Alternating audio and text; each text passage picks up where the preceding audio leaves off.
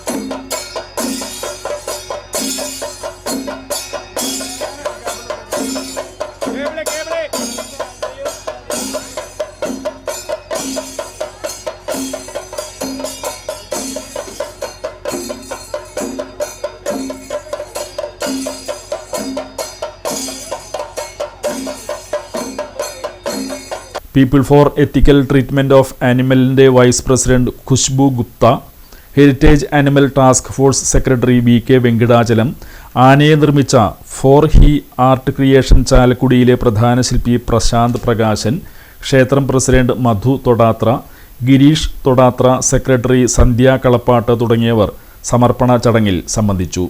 ക്ഷേത്രം തന്ത്രി നെടുമുറി ബാബുശാന്തി ആനയെ സമർപ്പിച്ചു. ഉത്സവാഘോഷ ചടങ്ങുകളിൽ ഒട്ടേറെ ഭക്തജനങ്ങൾ സംബന്ധിച്ചു. മുത്തപ്പൻ മടവതികളുടെ ചൈതന്യം കൊണ്ട് നമ്മുടെ ഭവനങ്ങളിൽ, നമ്മുടെ മക്കളിലേക്ക്, പരമ്പരകളിലേക്ക് ഊർജവും ശക്തിയും നൽകുമാറുള്ള പ്രവർത്തനങ്ങളിൽ ക്ഷേത്രഭാരവാഹികളും ഇതിൻ്റെ ഭക്തന്മാരും കുടുംബാദികളും ശ്രദ്ധാലുക്കളാണ് എന്നുള്ളതിൽ വളരെ സന്തോഷമുണ്ട്.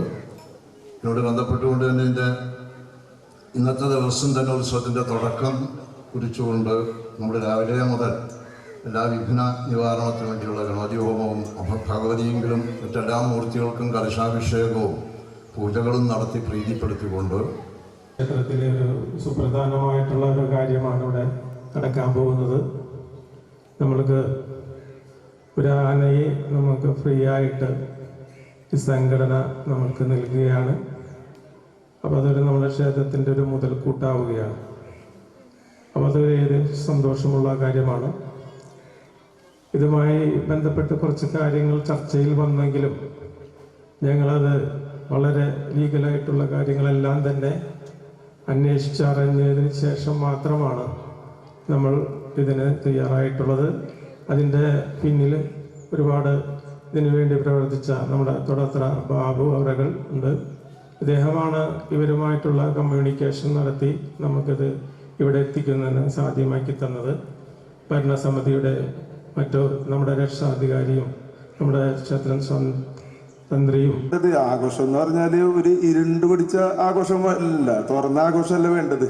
അല്ലാണ്ട് ഇരുണ്ട് പിടിച്ച പഴയ കാലഘട്ടത്തിലെ പോലെ ഒരു കല്ലൊക്കെ വെച്ച് കഴിഞ്ഞിട്ടല്ലല്ലോ. ഇപ്പോൾ എല്ലാം കോൺക്രീറ്റ് കൂടാരത്തിലേക്ക് വിഗ്രഹങ്ങൾ മാറി എല്ലാ മാറ്റങ്ങളും ഉൾക്കൊള്ളുന്നത്.